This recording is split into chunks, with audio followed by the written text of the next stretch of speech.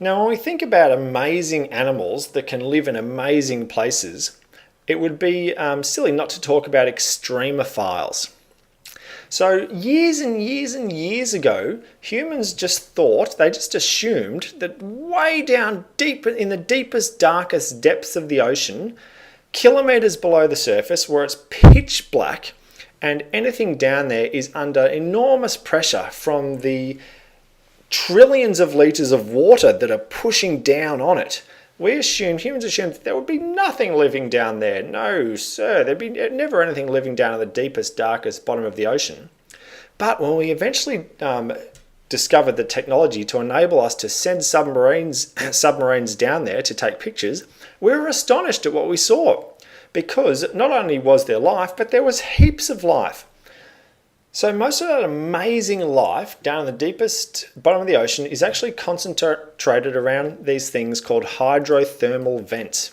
So this is a picture of a hydrothermal vent. So hydrothermal vents, they're basically places where there are cracks in the surface of the crust of the earth, and that enables water to seep down through these cracks. And when it goes down to the cracks, it gets down to the magma or the lava in the middle of the earth, and that makes the water really, really hot.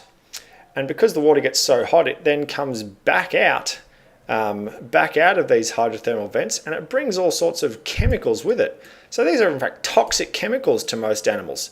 So not only down here it's pitch black and there's enormous pressure from all the water, but there's toxic chemicals everywhere. And in fact, what enables the animals to survive down there is, in fact, these chemicals. So there are some bacteria that live down here in the deepest bottoms of the ocean, and they can survive by using these chemicals in the water to make themselves live. So you end up with all these little bacteria around here. And then, of course, because you've got bacteria, some slightly bigger animals can survive down in the bottom of the ocean, and they can eat the bacteria. So maybe here's some animals eating the bacteria, and then other animals can eat them. So in fact, not only is there life down in the bottom of the ocean, but there's lots of life. So there's things like snails and shrimps and crabs and fish with big bulging eyes and octopuses, and there's even things called tube worms. And these are some tube worms. So they're these funny worms. And all of these organisms survive in extreme conditions in the bottom of the ocean. And it's actually mainly because of these hydrothermal vents, which spew out toxic chemicals.